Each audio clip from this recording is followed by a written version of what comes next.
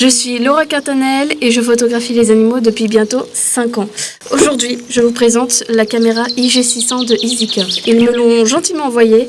C'est une caméra robuste et polyvalente et je pense qu'elle promet de belles performances. Alors restez jusqu'à la fin pour voir ce qu'elle a dans le ventre.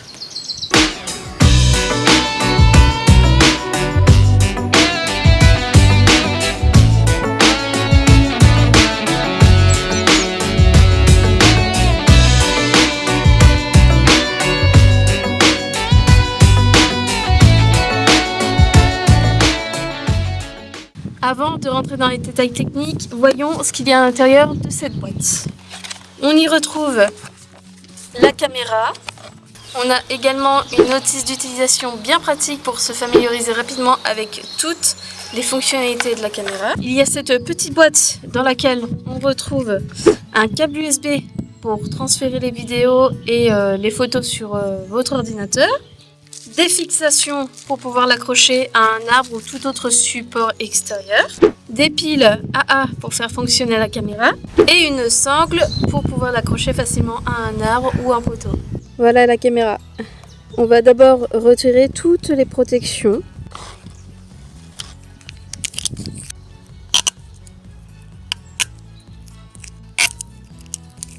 Ce qui est vraiment cool avec la caméra Easyker G600, c'est qu'elle est équipée de 2 objectifs, un ici et un ici. Donc on a un objectif à résolution 4K avec une ouverture de 2 pour des prises de vue de jour et un autre objectif à résolution 1080 pixels HD avec une ouverture de 1.4 pour des images plus lumineuses en conditions de faible luminosité ou dans l'obscurité totale. Le passage entre ces 2 objectifs se fait automatiquement sans besoin de manipulation de votre part. C'est simple, efficace et assure des images de haute qualité quelles que soient les conditions lumineuses. Sur le devant et les côtés, on trouve des capteurs de détection qui permettent à la caméra de détecter les mouvements dans un champ de vision d'environ 130 degrés. Le temps de déclenchement est de 1 seconde et la distance de déclenchement la plus longue est de 20 mètres. Sur les côtés, on a des loquets de fermeture en plastique qui assurent une étanchéité parfaite. Rien ne passe, ni l'eau ni la poussière, et c'est plutôt rassurant si, comme moi, vous laissez votre caméra dehors pendant un bon moment. Juste ici, on a le capteur de lumière. Ce petit bijou ajuste automatiquement les paramètres en fonction de la luminosité ambiante, donc que ce soit en plein jour ou dans l'obscurité. Nous avons un petit voyant lumineux. Il vous indique si la caméra est en veille ou si elle est en train d'enregistrer. Elle est équipée d'un filetage à la base, ce qui permet de la fixer facilement sur un trépied ou avec la fixation fournie. Ici, ce sont des LED infrarouges bien qu'invisibles pour nous. Ces LED peuvent être légèrement visibles pour les animaux, donc si vous comptez l'utiliser pour observer la faune discrètement, c'est un point à garder en tête. Passons maintenant à l'intérieur de la caméra en elle-même.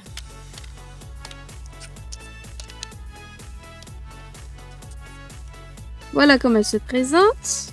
La caméra fonctionne avec des piles, donc pas de batterie à recharger. Le compartiment en pile est bien conçu pour être à la fois étanche et facile à ouvrir. Pour vous montrer le fonctionnement de la caméra, je vais ajouter 8 piles en dehors de celles qui sont fournies. L'autonomie, la caméra sera beaucoup plus longue qu'avec seulement 4 piles. C'est une option pratique si vous prévoyez d'utiliser pendant de longues périodes. Voilà, maintenant que j'ai installé les piles, je vais pouvoir vous montrer où se trouve l'emplacement de la carte SD, qui se trouve juste ici, donc qui est plutôt bien protégée. On a une carte de 32 Go à l'intérieur, à savoir que la caméra peut contenir jusqu'à 256 Go. Et attention, il ne faut pas mettre de petites cartes SD avec un adaptateur à l'intérieur. En termes de boutons, nous avons ici donc le bouton Off-On qui permet d'allumer ou d'éteindre la caméra, mais on verra ça un peu plus tard. Nous avons ici le bouton Wi-Fi qui permet de l'activer rapidement. Nous avons ensuite le bouton menu pour accéder à tous les réglages. Le bouton prise de vue pour faire des photos instantanées. Ici, le bouton mode pour passer de la vidéo à la photo. Le bouton replay pour revoir vos prises de vue directement sur l'écran. Ici, c'est un bouton dédié pour changer manuellement d'objectif si vous souhaitez sélectionner l'objectif de jour ou de nuit. Les flèches sont utilisées pour naviguer dans les menus et les options, tandis que le bouton OK permet de confirmer vos sélections et réglages. Maintenant que nous avons exploré les caractéristiques de la caméra, passons aux paramètres initiaux. Je vais allumer la caméra pour vous montrer le processus. Donc ici, je vais le mettre sur Setup. et la caméra s'allume. Lorsque vous allumez la caméra pour la première fois, elle vous propose directement de choisir la langue. Donc vous pouvez sélectionner la langue de votre choix en utilisant les boutons de navigation. Et moi je vais mettre français. Une fois la langue choisie, la caméra vous demandera donc de régler la date et l'heure. Maintenant que les réglages de base sont faits, passons aux paramètres plus spécifiques. Je veux désactiver le son pour ne pas déranger les animaux qui pourraient se trouver autour de moi. On va dans menu. On va dans les paramètres. Et ici, nous avons bip sonore. Et je vais désactiver le bip sonore. Je vais aller dans menu et aller dans mode. Moi, ce qui m'intéresse, c'est le mode vidéo uniquement. Ensuite, l'intervalle PIR.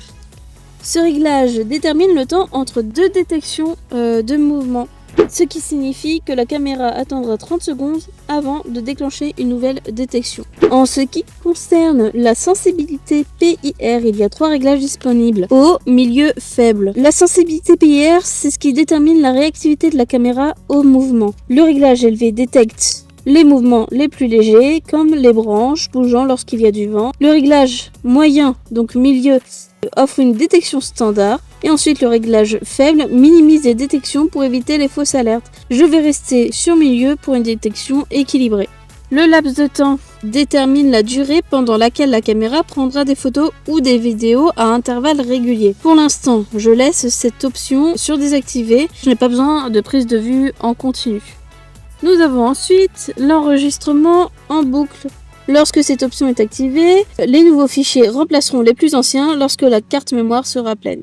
Moi, je vais laisser cette fonction désactivée pour éviter la suppression automatique des fichiers. Pour le mode de prise de vue nocturne, je vais laisser la caméra sur automatique, ce qui permet à la caméra de s'ajuster en fonction des conditions de lumière pour obtenir de bonnes vidéos. Pour les IR LED, ce sont des LED infrarouges qui permettent la vision nocturne. Donc je vais laisser cette fonctionnalité en automatique pour que la caméra ajuste l'intensité des LED en fonction de la lumière ambiante. Pour ce qui est de cette option, lorsqu'on a presque plus de batterie, on peut choisir si la caméra continue d'enregistrer ici mais sans les LED ou alors si elle enregistre rien du tout. Pour ce qui est du reste, période surveillance, je vais désactiver puisque je ne souhaite pas surveiller en continu. Et pour la configuration PIR latérale, évidemment, je laisse sur activer. Je vais maintenant me rendre dans le menu photo. Je voulais vous montrer brièvement ce que vous pouvez configurer. Vous pouvez régler la taille de nuit et de jour au maximum pour obtenir la meilleure qualité. Le nombre d'images peut être ajusté de 1 à 10. Selon vos besoins. Quant à la vitesse, je vous recommande de la laisser toujours sur 1/30. Je vais me rendre dans l'onglet vidéo pour ajuster les paramètres spécifiques aux vidéos. Pour ce qui est de la vidéo de jour, je vais laisser en 4K et pour la nuit en 1080. La durée de la vidéo sur 10 secondes et l'acoustic record. C'est la fonction du microphone intégré. Donc je vais la laisser activée pour enregistrer les sons de l'environnement. On passe maintenant aux derniers paramètres. Donc la langue, je l'ai déjà changée. Les paramètres par défaut, je ne vais pas y toucher. Pour ce qui est du format, c'est pour formater la carte SD. Mais comme normalement la caméra vous l'a demandé au tout début, ça devrait être fait. Pour mon cas, je vais le faire quand même. La date et l'heure sont déjà réglées, donc je ne m'en occupe pas. Quant au format de l'heure, je laisse sur 24 heures. Ensuite, il y a l'option marque date que je laisse activer pour connaître la date et l'heure exacte du passage des animaux sur les vidéos. Le bip sonore, je l'ai désactivé pour éviter de faire du bruit pendant l'enregistrement. Pour le nom de la caméra, on peut le changer mais je vais le laisser tel quel. En ce qui concerne les réglages du mot de passe, vous pouvez configurer un mot de passe de démarrage pour protéger la caméra. Mais je laisse cette option désactivée pour l'instant. Ensuite, pour l'option de désactiver le Wi-Fi, et après un certain temps, vous pouvez choisir entre 1, 2 ou 3 minutes. Et moi, je vais mettre sur 1 minute. Pour l'arrêt automatique, c'est quand la caméra se met en veille. Vous avez le choix entre le désactiver, 3 minutes, 5 ou 10 minutes. Personnellement, je vais mettre sur désactiver. Le rétroéclairage s'éteint automatiquement après un certain temps avec des options similaires. Désactiver, 1 minute, 3, 5. Donc moi je vais pareil laisser sur désactiver. Et pour finir, on a la version de la caméra et le menu de la mise à jour. Avant de pouvoir l'installer, je choisis l'endroit idéal, plutôt dégagé, plutôt discret, pour être sûr de pouvoir obtenir quelque chose. Personnellement, je l'accroche sur un arbre à environ quelques centimètres du sol pour être sûr de pouvoir obtenir des résultats avec les plus petits animaux comme avec les grands. On va utiliser la sangle fournie pour l'attacher solidement. La fente pour la sangle se trouve ici à l'arrière et il suffit de passer la sangle à travers et l'entourer autour de l'arbre. Si vous êtes dans une zone publique ou si vous avez peur de vous la faire voler, vous pouvez également mettre un câble dans les trous de serrure, situés juste derrière le boîtier également, ce qui permet de sécuriser la caméra.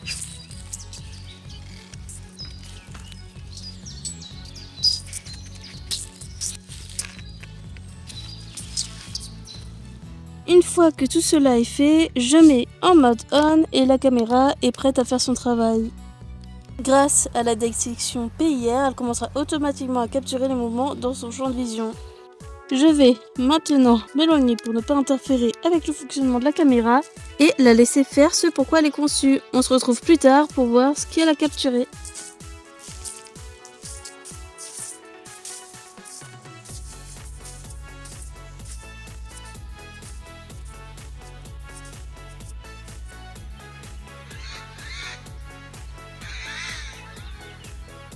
Ça fait un peu plus d'une semaine maintenant que j'ai laissé la caméra dans les bois. Je l'avais positionnée à un endroit stratégique, là où j'ai déjà vu pas mal de passages et surtout là où les jacinthes commencent à fleurir. Je voulais absolument obtenir quelques vidéos dans ce décor magnifique. Aujourd'hui, je viens voir si elle a détecté quelque chose d'intéressant. Et par la même occasion, je vais vous montrer comment se connecter à la caméra directement depuis son téléphone. Allez, assez parlé, je vais maintenant vous montrer comment connecter la caméra en Wi-Fi. On va découvrir tout ça ensemble. Il faut d'abord scanner le QR code qui se trouve dans la notice d'utilisation. C'est le QR code qui va vous permettre de télécharger l'application Wildlife Cam pour pouvoir vous connecter à la caméra. Moi je l'ai déjà fait, donc je ne vais pas la télécharger à nouveau. Puis sur votre téléphone, il faut activer le Wi-Fi et le Bluetooth si ce n'est pas déjà fait. Il faut ensuite mettre la caméra en mode setup pour pouvoir la connecter en Wi-Fi. Vous ouvrez ensuite l'application sur le téléphone et certainement que l'application va vous demander d'autoriser quelques petits paramètres. Donc vous autorisez absolument tout. Si vous venez tout juste d'installer l'application, il faudra appuyer sur plus caméra juste en bas à droite dans votre application. Vous appuyez sur le petit plus pour connecter la caméra. Donc dès que vous l'avez fait, ça va vous demander de vous connecter. Vous faites connexion. Et là maintenant, il faut attendre quelques secondes avant qu'elle se connecte. Voilà, maintenant qu'elle est connectée, on va pouvoir voir les vidéos et les photos à distance sans pouvoir aller toucher la caméra. Maintenant qu'on a connecté la caméra au téléphone, voyons comment fonctionne l'application. Vous voyez donc le pourcentage de batterie qu'il reste. Il y a le bouton sortie pour quitter l'application. Également, vous pouvez switcher entre la vidéo et la photo. Vous avez aussi les paramètres qui permettent de les régler à distance sans toucher à la caméra. Et ce logo permet de voir ce que la caméra a filmé. On voit qu'il y a plusieurs vidéos de prise. Nous pouvons également supprimer la vidéo ou bien la télécharger directement. Alors non, je ne vais pas regarder les vidéos tout de suite. Je rentre à la maison et je vous montre ça sur grand écran. Ça fait maintenant plus d'une semaine que la caméra a été placée. On va voir maintenant ce qu'elle a filmé. Alors, il y a probablement des images de moi qui passent devant. Certainement. Il y a quand même eu 49 déclenchements. Allez, c'est parti. On regarde les vidéos maintenant. Je vois déjà pas mal de choses. Ah. Un brocard. Alors lui, je pense que je l'ai croisé en revenant chercher la carte SD puisque je l'ai photographié. Il me semble que c'est lui. On continue. Une petite chevrette. On voit que les jacinthes commencent seulement à pousser. Hein. Encore un brocard. À mon avis, c'est son territoire. Voilà, ça n'a pas l'air d'être le même par contre. Oula. Voilà, il y en avait deux. Peut-être des brocards qui se courent après. C'est possible. Ça, c'était le soir à 19h29.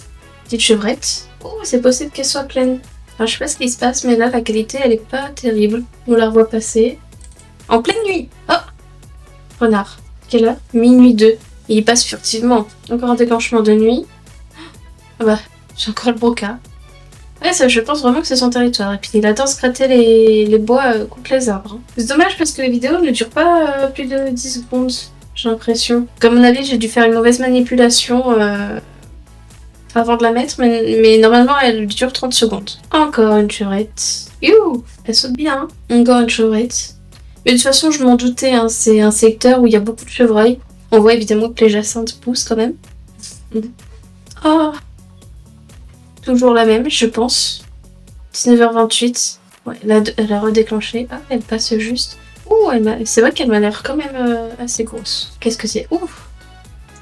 Il passe directement sur la caméra, quoi. 1h44. Les déclenchements ne durent que 10 secondes. Va falloir que j'aille vérifier tout ça. Hein. Ça, c'est quoi encore? Chevreuil qui part en courant.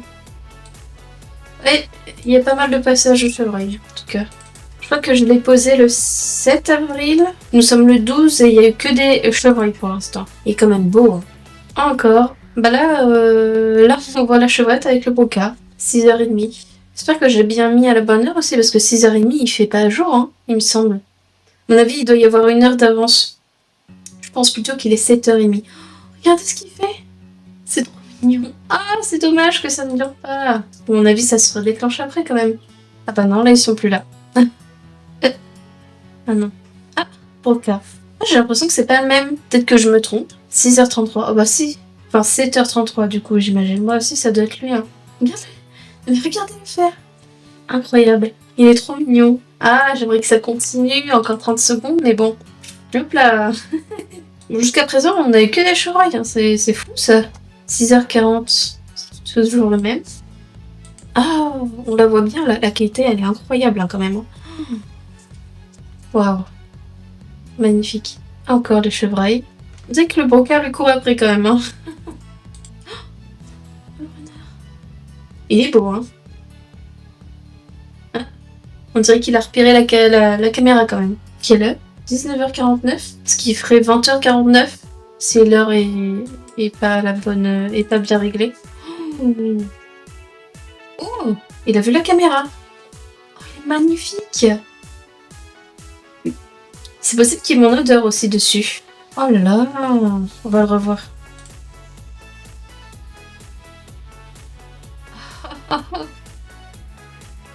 Incroyable, je crois que j'ai jamais eu des déclenchements de sangliers comme ça aussi proches. Est-ce que c'est le même? Peut-être que c'en est un autre, peut-être que c'est le même. Le chevreuil. Et qui passe pas longtemps après. On est le 13 ici. Le 13. 1h12. Et 2 minutes après, le brocard passe. Incroyable. Comme quoi, hein, les animaux peuvent vivre ensemble. Hein. C'est fou. C'est quoi ça? Blaireau de jour.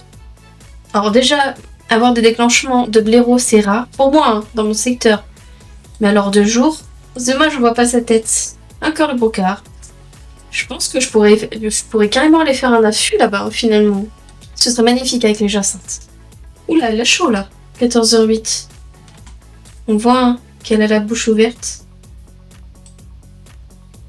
Encore la chevrette. Ah, mais attendez, ah purée. C'est dommage que ça se soit pas déclenché avant. On voit bien. Alors soit c'est une fouine, soit c'est une martre. Je partirais peut-être sur une martre, mais c'est pas sûr. Si seulement elle était plus proche de la caméra, on aurait bien vu. Oh le brocard, regardez-moi ça. Il est incroyable. Incroyable. Hop là, il passe furtivement. Encore lui. J'adore quand il fait ça. Franchement, c'est trop mignon. En tout cas, lui, il a pas l'air de détecter la caméra. Hein. Il s'en fout. Hop là. Donc là, c'est qu'il continue. Mais regardez la façon qu'il se comporte. Il gratte au sol. Non, c'est étonnant parce que lui a déjà perdu son velours alors que certains l'ont encore. Comme mon avis, il a dû pas mal se gratter les bois. Mais j'adore quand il saute comme ça. Il a dû voir quelque chose.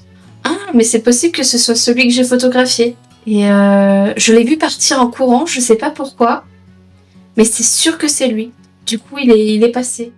Et voilà, on arrive à la fin de cette petite découverte de la caméra EasyCare IG600. D'ailleurs, je l'ai laissée sur place en la repositionnant sur un autre angle de vue, donc on verra ce qu'elle a capté. Et si cela vaut le coup, eh bien je vous le partagerai, évidemment. Pour ce que j'en pense de la caméra, je pense que niveau rapport qualité-prix, franchement elle vaut le coup. La qualité d'image elle est incroyable, c'est très simple d'utilisation, franchement je la recommande à 100%. Je pense que s'il y a beaucoup de déclenchements, les piles ne durent pas très longtemps. Quoique là, on a eu pas mal de déclenchements et il me semble qu'elle était à 95% encore. C'est pas mal du tout même. En tout cas, j'espère que cette vidéo t'aura apporté quelques informations et qu'elle t'aura aidé dans le choix de ta caméra pour observer les animaux sauvages. Ce genre de vidéo, c'était une première pour moi, donc si ça vous a plu, n'hésitez pas à vous abonner, à commenter, à liker la vidéo et à partager pour que je puisse en faire davantage. À bientôt!